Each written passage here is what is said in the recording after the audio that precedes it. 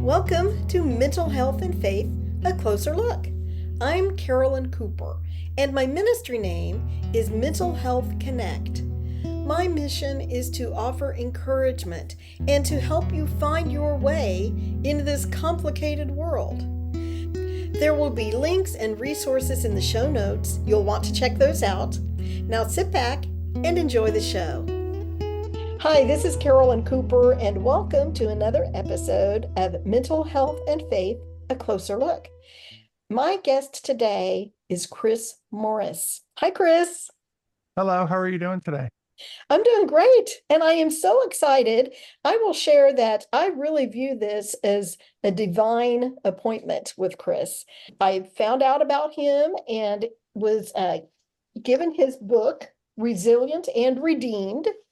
And we are going to chat about a couple of things in here that I think are really important to talk about. We're going to talk about how to find a therapist.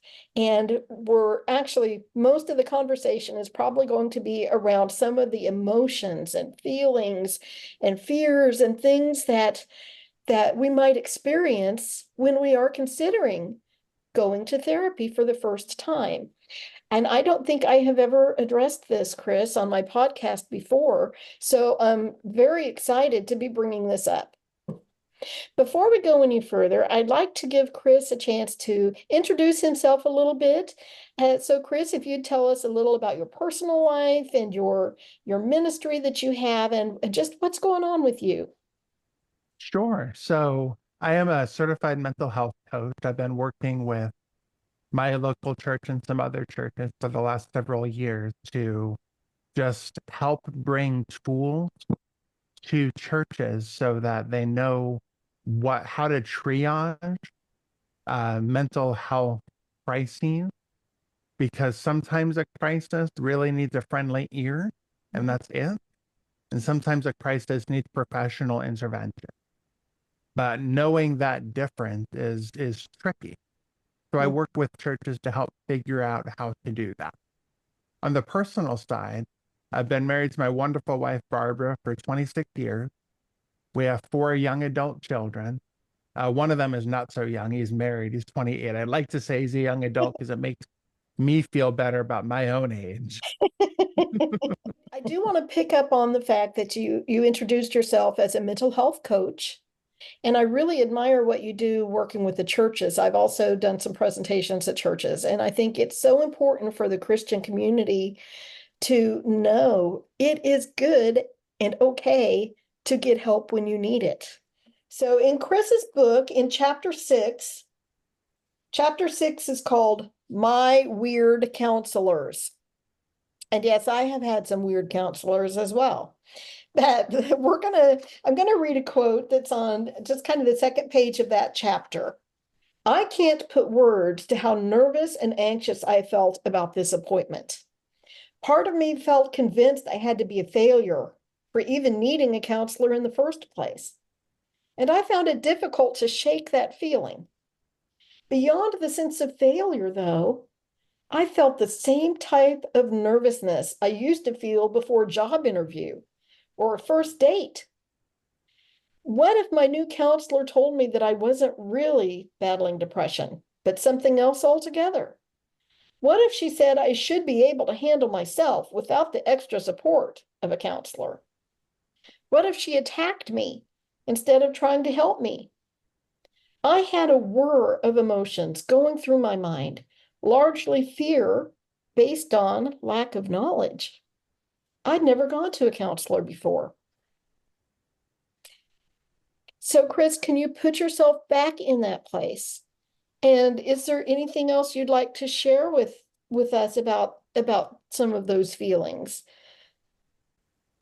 Yeah, I think part of the reason I was feeling so much fear and uncertainty was because the the church cultures that I'd been in had been either ambivalent to or sort of negative toward counseling.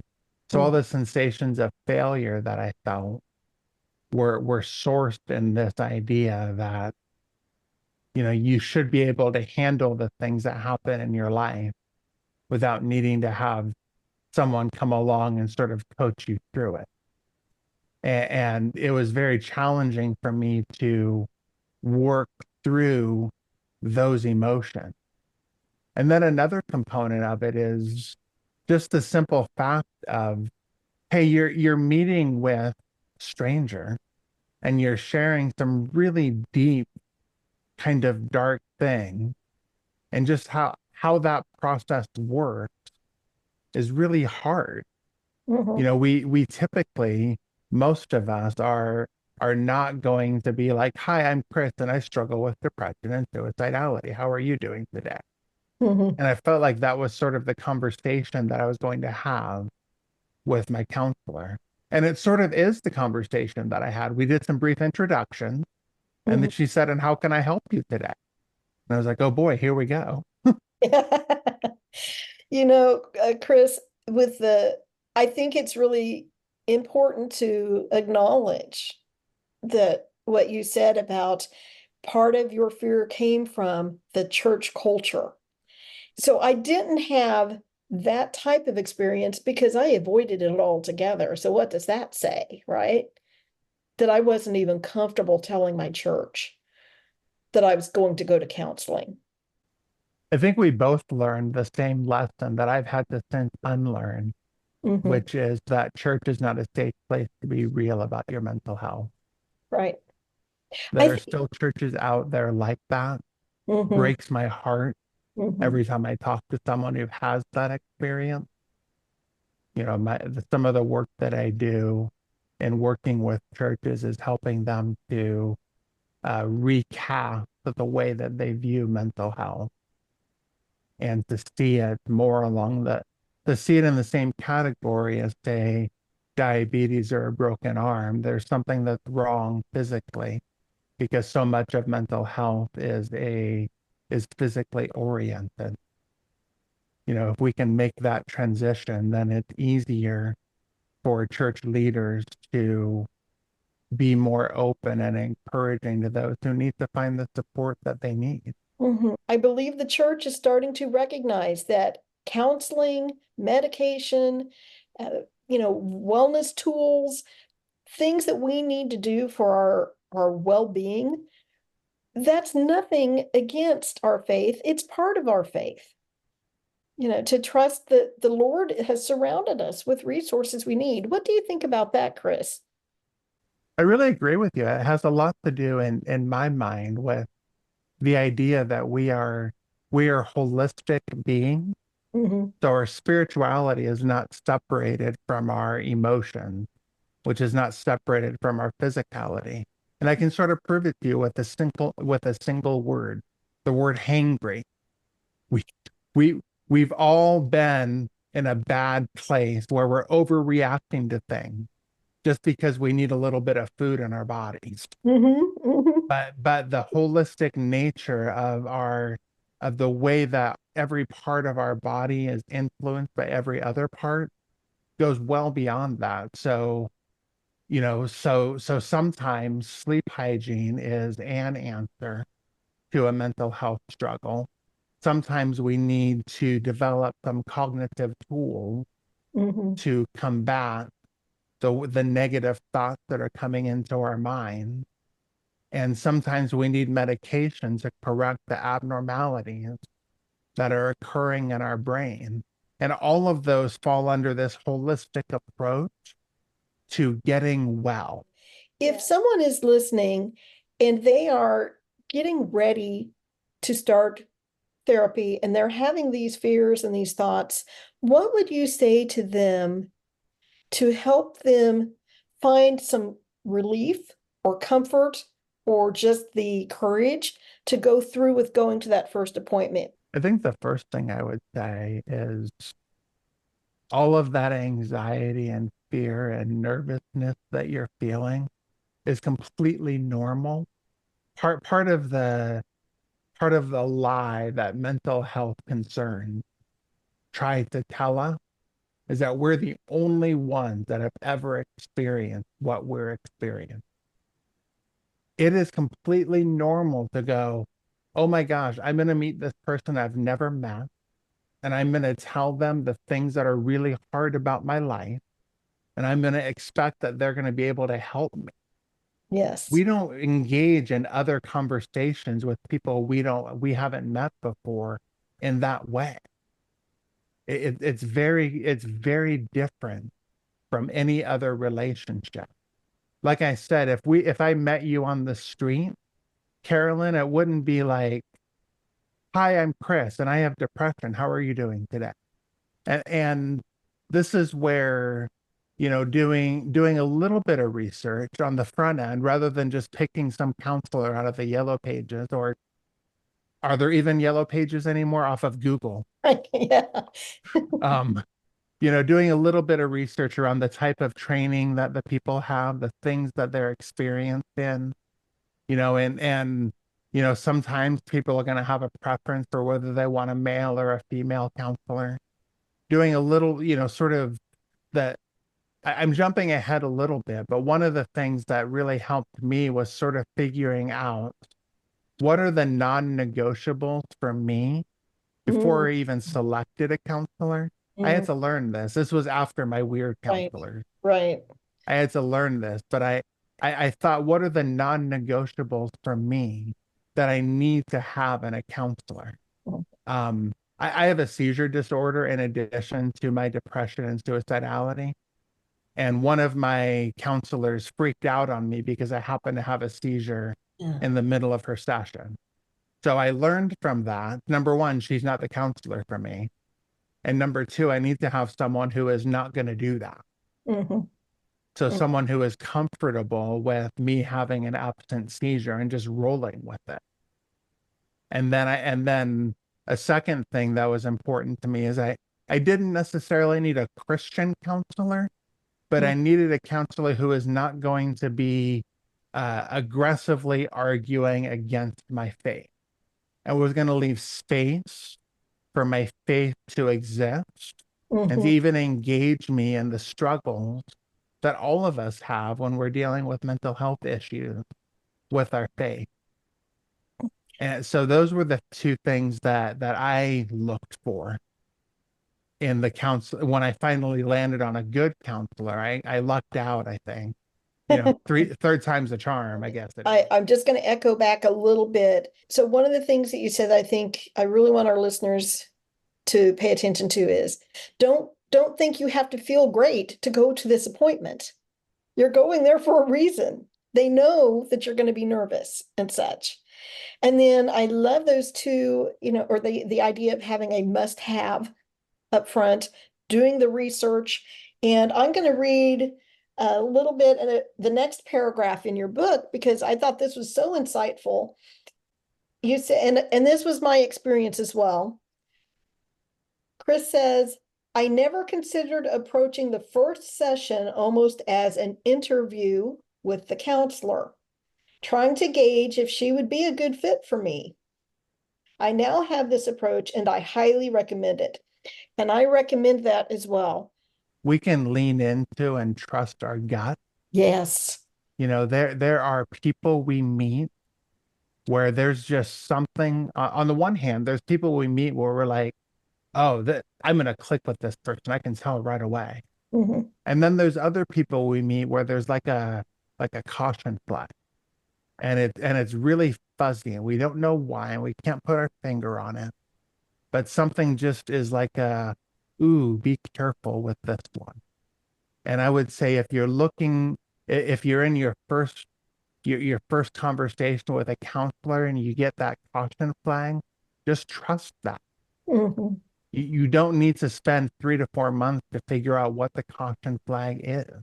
Mhm. Just trust that gut response and move on to the next person. It might take you, you know, I have friends where it's unfortunately taken them 4 or 5 interviews before they found a counselor that was really going to vibe with them. Mhm. Um, Something that's really important in my mind is really pay attention to, like, how much is the counselor talking and how much are they engaging you in open-ended questions Mhm. versus how much are they asking point blank yes no questions and then lecturing. Mm, because we want someone. I've had that experience, and mhm, it's not helpful. mhm. We want someone who's going to draw out of us in a safe place the things that are creating struggles in our lives. And so having someone who's a good conversational partner is a really key component for that. Yeah, Yeah. those are the two things that come to mind for me.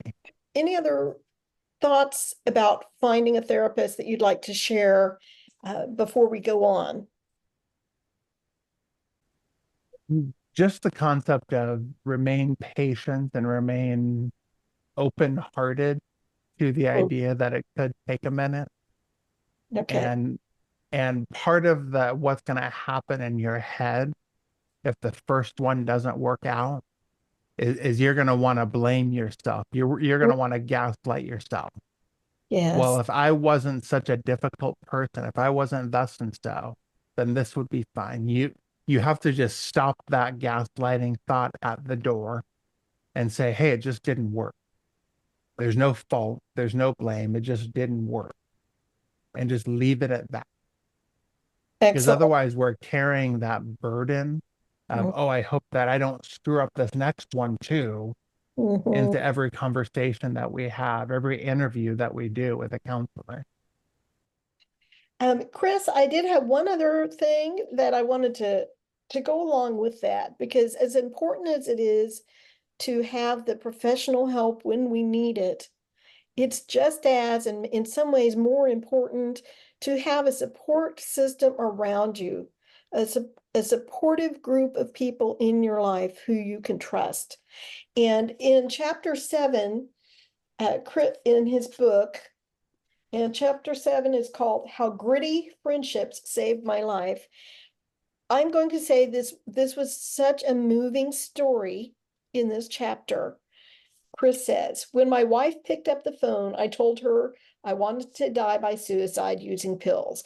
And just trigger alert, we were just touching on this issue. We're not going to go any further with that right now, just that quick reference. He was having some suicidal ideation, but his wife took a deep breath and asked for a moment to gather her thoughts. And I'm going to skip down to the next paragraph. The decisions she made next are the reason I'm still here today. That's what Chris says. Listen to that again. Chris says, the decisions my wife made next are the reason I'm still here today. His wife said, Chris, I can't leave work today. I have a couple of high acuity patients and there's nobody to take care of them if I come home. But I'm going to marshal the troops and get you taken care of. Hang with me on the phone for a few minutes. I mumbled something and stayed on the phone. And then I started getting text messages. That just gave me goosebumps because, well, and I'll let you pick up a little bit more and explain, like I'm getting goosebumps again, why that is such a profound thing to happen for you. Yeah, so I got text messages and phone calls from 5 or 6 people, like one right after the other, after the other, after the other.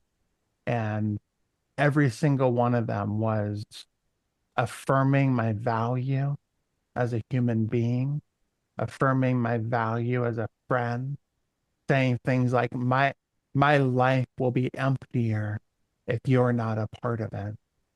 Don't do this, Chris. Mhm. And Chris, I'm sorry you're in this hard place. Don't give up. I can think of times where I've been at the lowest of the low and you've lifted me up. And this is my turn to return the favor. And it was like it gave me just an inkling, just a smidge of hope that maybe the sense of utter despair that I was experiencing wasn't the full story. Here in the first part of this episode, we've talked about how to find a counselor, and that is crucial. If you need that, it's crucial to get that kind of help. but you're only going to be with that person once a week, whatever you work out with that therapist and fits that schedule. But there's a whole lot of time in between those counseling appointments. So, Chris, can you talk a little bit more about the importance of having a support system in addition to the professional help? Absolutely. So um I have probably 4 or 5 people in my life that I had given permission to ask me point blank if they think I'm not my best self, to ask me, how are you doing, Chris? And not accept, oh, I'm doing fine. No, no, no, no. How are you really doing? And they'll say, I'm noticing A, I'm noticing B, I'm noticing C. These things worry me because a few years ago, when you were exhibiting these things, you were having suicidal ideation. Where are you right now? And I've committed to them that I'm going to be honest with them when they ask questions like that.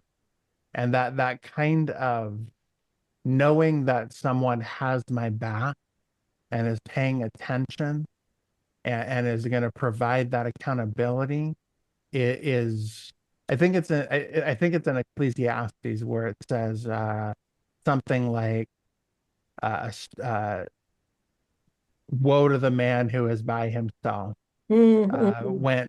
When two are battling together, they can stand back to back and combat the enemy. A strand of three is not easily broken. Yes, I love that.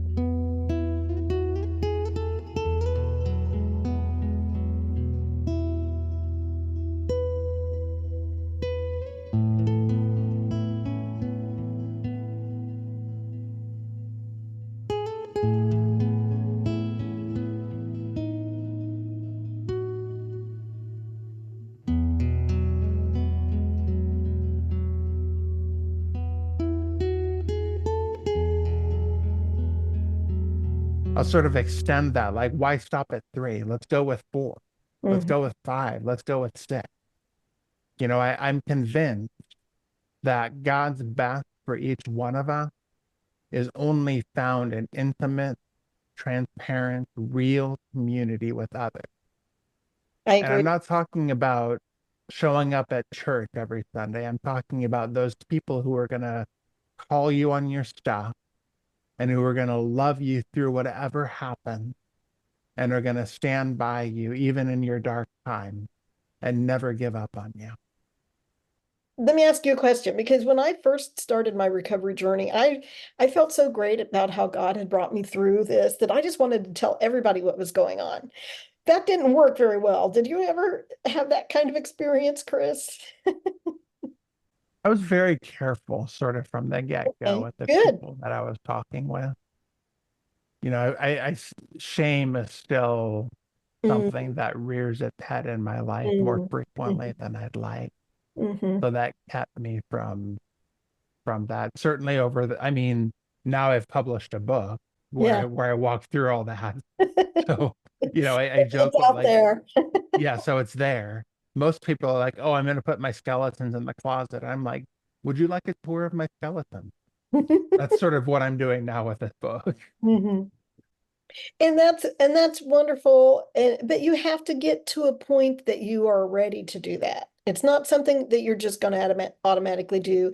And even when you make a decision to share, you still have a choice of how much to share and Right. what to share. But I think our time's probably winding down. I'm going to let you wrap up by telling a little bit more about your book and how we can get people to find it and things like that. So I'm just going to turn it over to you for a minute. Sure. I think I would echo some of what we've already said, which is that finding a counselor is hard for a lot of reasons. But if you're in a place where you have a sense or have had other people say to you, seeking professional help could really help you here. You know, push through all of the difficult emotions. Try and identify those non-negotiables for a good counselor and don't be super quick to commit to a lifetime relationship with a counselor as soon as you meet them.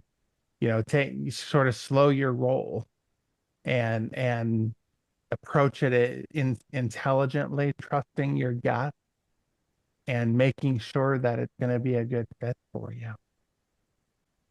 Excellent. So where can we get this book? Sure, Resilience and Redeemed is available basically wherever books are sold. Great. Amazon, Books a Million, Barnes and Noble, Baker Bookhouse. Yeah. Okay. Search up Resilience and Redeemed. I don't think there's another book that's called that. Okay. Well, I tell you what we'll do. I'll put some links in the show notes directly to a couple of those places. And also we'll include if you're okay with it, put in your contact information if anybody would like to contact you directly, and maybe Absolutely. a link to your website. But this has just been I feel like a really great episode today to get some important information out there to anyone who is struggling and recognizes that it's okay not to take the journey alone. In fact, it's better not to take the journey alone. Help is out there and available.